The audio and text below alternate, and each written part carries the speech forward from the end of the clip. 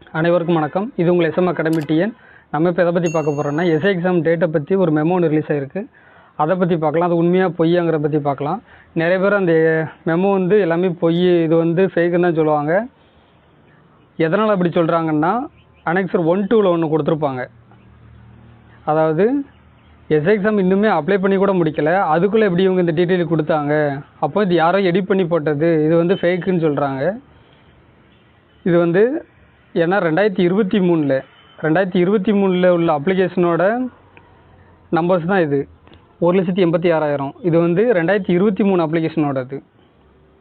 அதனால தான் எல்லாம் பொய்ன்னு சொல்கிறாங்க. ஆனால் அது உண்மை தான், 100% இது உண்மை. எதனாலனா இப்போ ஃபஸ்ட்லேருந்து ஒவ்வொரு பாயிண்ட்டாக பார்க்கலாம். மொத்தம் 7 பாயிண்ட் கொடுத்துருக்காங்க. அதில் ஒவ்வொரு பாயிண்ட்டை பற்றி பார்க்கலாம். அதில் ஃபஸ்ட்டு பாயிண்டில் அவங்க என்ன சொல்லியிருக்காங்கன்னா,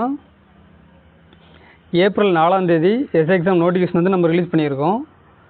தாலுக்கு ஏஆருக்காண்டி ரிலீஸ் பண்ணியிருக்கோம். இதுக்கு எக்ஸாம் நடத்துறதுக்காக ஒரு டென்டேட்டிவாக நம்ம இந்த டேட்டை ஃபிக்ஸ் பண்ணியிருக்கோம். அதாவது ஜூன் 3ஆவது வாரம் அல்லது 4ஆவது வாரம் டேட் ஃபிக்ஸ் பண்ணியிருக்கோம். இந்த டைமில் நம்ம எக்ஸாம் நடத்த போகிறோன்னு அவங்க சொல்லியிருக்காங்க. அதாவது டிபார்ட்மெண்ட் கேண்டிடேட்டுக்கும் ஓப்பன் கேண்டிடேட்டுக்கும் நம்ம இந்த டைமில் எக்ஸாம் நடத்துவோம். அந்த மாதிரி ஒரு டைம் ஒன்று ஃபிக்ஸ் பண்ணியிருக்காங்க. அடுத்து 3ஆம் பாயிண்டில் என்ன சொல்லியிருக்காங்க பாருங்கள். இது டென்டேட்டிவான ஒரு ஷெட்யூல் தான் அவங்க சொல்லியிருக்காங்க. இது கன்ஃபார்ம் பண்ணல அவங்க. 3ஆவது பாயிண்ட் பாருங்கள். இந்த 3ஆம் பாயிண்டில் என்ன சொல்லியிருக்காங்கன்னா, ஓப்பன் கேண்டிடேட்டு டிபார்ட்மெண்ட் கேண்டிடேட்டு 2 பேர்த்துக்கும் சேர்த்து ஓப்பன் கேண்டிடேட்டுக்கு 46 சென்டரும் டிபார்ட்மெண்ட் கேண்டிடேட்டுக்கு 12 சென்டரும் அவங்க ரெடி பண்ண சொல்லியிருக்காங்க. அதை அனெக்சர் 1-2ல் பார்த்துக்கோங்க அப்படின்ற மாதிரி சொல்லியிருக்காங்க. எதுக்காண்டி அது 1-2 பார்த்துக்கிட்டு சொல்கிறாங்கன்னா, 2023 எக்ஸாமில் இப்படி தான் நடந்திருக்கு அப்படின்னா இப்போவும் அதை கனெக்ட் பண்ணி நீங்கள் எக்ஸாம் சென்டர் ரெடி பண்ணுங்கன்னு சொல்லியிருக்காங்க. அடுத்து பார்க்கலாம். 4ஆம் பாயிண்டில் என்ன சொல்லியிருக்காங்கன்னா, அதாவது இப்போ எக்ஸாம் சென்டர் ரெடி பண்ணுறதுக்கு யாரோட தலைமையில் டீம் அமைச்சிருக்காங்கன்னா, ஏடிஎஸ்பி அல்லது ஏடிசி அந்த ரேங்கில் இருக்கிறவங்கள எக்ஸாம் சென்டர் ரெடி பண்ணுறதுக்காக அவங்களுக்கு அனுப்பின மெசேஜ் தான் இது. ஆனால் இது நமக்கு அனுப்பின மெசேஜே இது கிடையாது. அந்த எக்ஸாம் சென்டர் ரெடி பண்ணுறதுக்காக இவங்களுக்கு அனுப்புனது தான் இது. அடுத்து 5ஆவது பாயிண்ட் பாருங்கள். 5ஆவது பாயிண்டில் என்ன சொல்லியிருக்காங்கன்னா, அதாவது ஸ்கூல் காலேஜ் இதுக்காண்டி செலக்ட் பண்ணுறாங்க. ஒவ்வொரு டிஸ்ட்ரிக்ட் சிட்டியில் ஸ்கூல் காலேஜ் செலக்ட் பண்ணுறாங்க. அந்த செலக்ட் பண்ணும்போது ஒரு எக்ஸாம் சென்டருக்கு மினிமம் 500 கேண்டிடேட்டாவது இருக்கிற மாதிரி அவங்க எக்ஸாம் சென்டர் ரெடி பண்ணணும். அப்படின்னா பார்த்துக்கோங்க. ஒரு எக்ஸாம்பிளுக்கு ஒன்று பார்க்கலாம். இப்போ 2023 பாருங்கள். 2023 சென்னையில் மொத்தம் 22,398 பேர் அப்ளை பண்ணியிருக்காங்க. அதில் மேல் 44,656, ஃபீமேலில் 17,733 பேர் அப்ளை பண்ணியிருக்காங்க. இதில் ஒரு சென்டருக்கு 500 பேர் தான் ரெடி பண்ணணும்னு வச்சுக்கோங்களேன். இப்போ நம்ம தோராயமாக போட்டுக்கலாம், 22,500ன்னு போட்டுக்கலாம். ஒரு சென்டருக்கு மினிமம் 500 பேர் அவங்க சொல்லியிருக்காங்கன்னா அப்போ அவங்க எத்தனை எக்ஸாம் சென்டர் ரெடி பண்ணு பாருங்கள். 45 எக்ஸாம் சென்டர் ரெடி பண்ணணும். இந்த 45 எக்ஸாம் சென்டர் ரெடி பண்ணுறதுக்கு இப்போ இருந்தே அவங்க ரெடி பண்ண ஆரம்பித்தா தான் அவங்களால 45 சென்டர் ரெடி பண்ண முடியும். இதேமாதிரி ஒவ்வொரு டிஸ்ட்ரிக்டுக்குள்ளே ஏடிஎஸ்பி எல்லாத்துக்குமே அனுப்புவாங்க. அவங்க பார்த்துட்டு எக்ஸாம் சென்டரை அவங்க செலக்ட் பண்ணுவாங்க. அதனால தான் இதை கொடுத்துருக்காங்க. அதனால தான் இந்த கீழே உள்ள இந்த அனெக்சர் 1-2 கொடுத்துருக்காங்க. அவங்களுக்கு சாம்பிள் கேண்டிடேட் கொடுத்துருக்காங்க. இது ஃபேக்லாம் கிடையாது, 100% உண்மை தான். அடுத்து இப்போது சீட்டிங் அரேஞ்ச்மெண்ட் எப்படி இருக்கணும்னு சொல்லி கொடுத்துருக்காங்க பாருங்கள். சீட்டிங் அரேஞ்ச்மெண்ட்டை பற்றி அனெக்சர் 3-4ல் கொடுத்துருக்கோன்னு சொல்லியிருக்காங்க. அப்போது சீட்டிங் அரேஞ்ச்மெண்ட்டை பற்றி பாருங்கள், கீழே பாருங்கள்.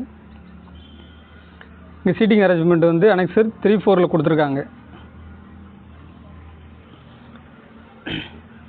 அதாவது சீட்டிங் அரேஞ்ச்மெண்ட் நீங்கள் இப்படி தான் பண்ணணும். அதாவது ஃபஸ்ட்டு A கொஸ்டின், அடுத்து B கொஸ்டின், அடுத்து C, D, அதாவது 1, 2, 3ன்னு இந்த ஆர்டரில் அவங்க உட்கார இந்த மாதிரி தான் உட்கார வைப்பாங்க. அடுத்து இந்த 2 கேப்பில் இந்த 2 பேருக்கு கேப்பில் எவ்வளோ இருக்கணும்னா 4 அடி இருக்கணும்னு சொல்லி கொடுத்துருக்காங்க. அதாவது 1.20 மீட்டர் இருக்கணும்னு சொல்லி கொடுத்துருக்காங்க. அதுமாதிரி இந்த சைடு உள்ள கேப் எவ்வளோன்னா 4 அடி, அதாவது 1.2 மீட்டர் இருக்கணும்னு சொல்லி கொடுத்துருக்காங்க. இந்த மாதிரி தான் சீட்டிங் அரேஞ்ச்மெண்ட் இப்படி தான் இருக்கணும். அதாவது சீட்டிங் அரேஞ்ச்மெண்ட்டில் ஒரு ஹாலுக்கு 20 பேர் இருக்கணும்னு சொல்லி கொடுத்துருக்காங்க. 20 பேர் 4 லைனாக இருக்கணும்னு சொல்லி கொடுத்துருக்குறாங்க. அடுத்து இது இந்த மாதிரி இருக்கணும். அல்லது இன்னொன்று இருக்குது, சீட்டிங் அரேஞ்ச்மெண்ட் வந்து 5 லைன் வச்சா எப்படி இருக்கணும்னு சொல்லி இதில் கொடுத்துருக்காங்க. 5 லைன் வச்சா இந்த ஃபார்மேட்டில் இருக்கணும், 4 லைன் வச்சா அந்த ஃபார்மேட்டு. இது வந்து 5 லைனுக்கான ஃபார்மேட் இப்படி இருக்கணும்னு சொல்லி கொடுத்துருக்குறாங்க.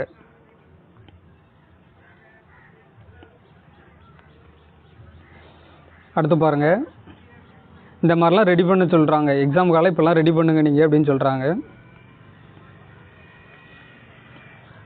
அடுத்து 6வது பாயிண்ட் பாருங்கள். 6வது பாயிண்டில் அவங்களே சொல்லிட்டாங்க, இந்த அப்ராக்சிமேட்டான நம்பர் ஆஃப் கேண்டிடேட் தான் இதில் கொடுத்துருக்கோம், ஆனெக்சர் 1 2 வந்து கொடுத்துருக்கோம் அப்படின்னு சொல்லிட்டாங்க. இதை விட வேறு என்ன வேணும்? இதுதான் இதுலேருந்தே தெரியுது நமக்கு வந்து இது ஃபேக் கிடையாது, இது உண்மை தான் தெரியுது. இப்போ ஓப்பன் கேண்டிடேட்டுக்கும் டிபார்ட்மெண்ட் கேண்டிடேட்டுக்கும் எக்ஸாம் வைக்கிறோம், இந்த அனெக்சரில் வந்து 1 2ல் கொடுத்துருக்கோம் அப்படின்னு சொல்லி கொடுத்துட்டாங்க.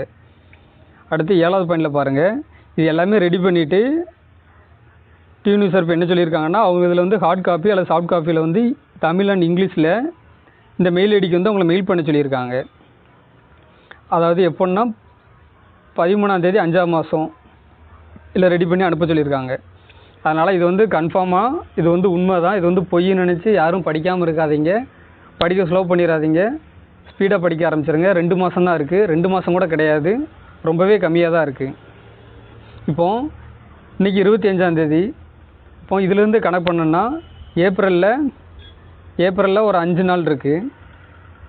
அடுத்து மே மாதம் 31.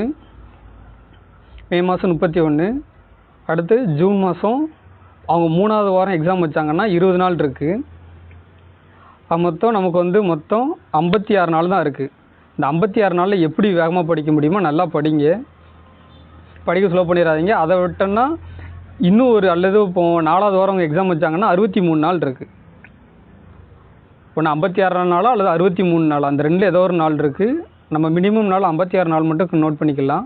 இந்த 56 நாள் உட்காந்து நல்லா படிங்க. அதாவது நாங்கள் டியூனிவர்ஸ் ஆர்பியில் கால் பண்ணி கேட்டுட்டோம் அப்படின்லாம் நிறைய பேர் வந்து சொல்லுவாங்க, அதெல்லாம் நம்பாதீங்க. அது எதுக்காண்டி அவங்க அப்படி சொல்கிறாங்கன்னா, அவங்க வந்து நமக்காக வெப்சைட்டில் அவங்க வந்து அப்லோட் பண்ணல, எக்ஸாம் சென்டர் ரெடி பண்ணுறவங்களுக்காக அந்த மெமோ வந்து அனுப்பியிருக்காங்க. அது நமக்கு இப்போ கிடச்சிருக்கு, அதனால் நம்ம இப்போ பார்த்துட்டு அதை வந்து அனலைஸ் பண்ணிக்கிட்டு இருக்கோம்.